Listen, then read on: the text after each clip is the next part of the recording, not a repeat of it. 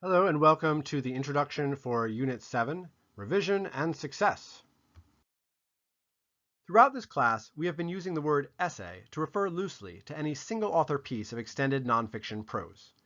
A research paper is a particular kind of essay, one that emphasizes objective facts addressed to an academic or professional audience.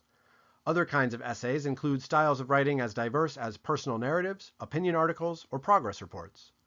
What all essays have in common is that they are pieces of writing in which an individual writer attempts to use writing to think into some particular question.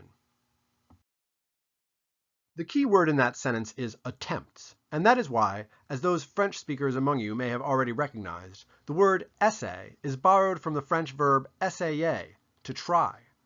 The great philosopher of the French Renaissance, Michel de Montaigne, adopted this term self-consciously to explain what he was trying to do when he wrote his short, witty, brilliant ruminations on some particular question of philosophical or cultural import.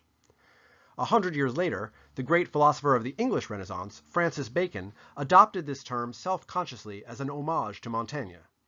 It may not be too much to say that Francis Bacon invented modern academic culture, and he did so through a series of influential essays, written after the pattern of Montaigne.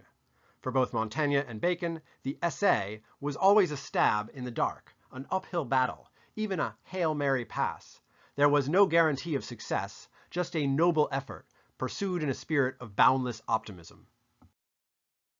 Answering the world's questions is not easy. It's not for the faint of heart. It doesn't happen in an instant of unambiguous victory.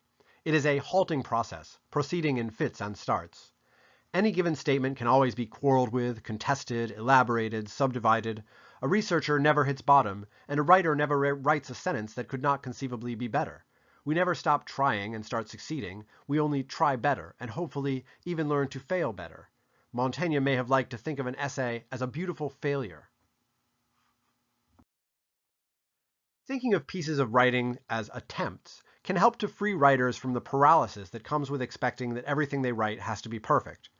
No piece of writing has ever been perfect. Even Hamlet is full of plot holes. At the same time, appreciating the apt etymological history of the word essay also can empower writers to recognize that one of the nice things about writing is that it allows you to go back and edit your way toward a closer approximation of perfection. If you say something thoughtless, you can never go back and delete it. But if you write something thoughtless, or inaccurate, or unnecessary, or whatever, there is always the possibility of developing a revised version of the first iteration of your essay so that it has fewer of the ineffective or artless things, and more of the thoughtful and articulate things.